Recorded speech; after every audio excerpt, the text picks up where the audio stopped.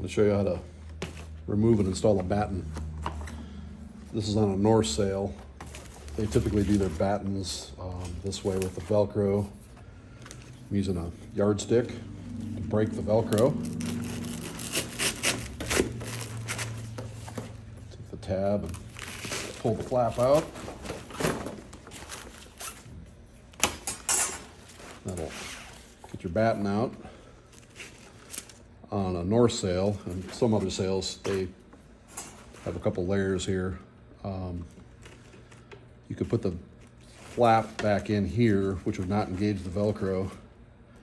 You want to go here, and you can see where the Velcro is sewn into the sail. So it's between these two layers here, not here. So you insert the batten. This flap has a little pocket on it. I'm using a long regular screwdriver. I'm going to push this thing in.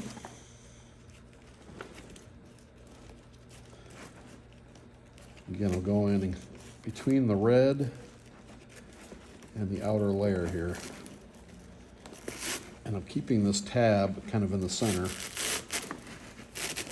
Put some tension on it. Remove my screwdriver and then smash that Velcro down real good. That's it.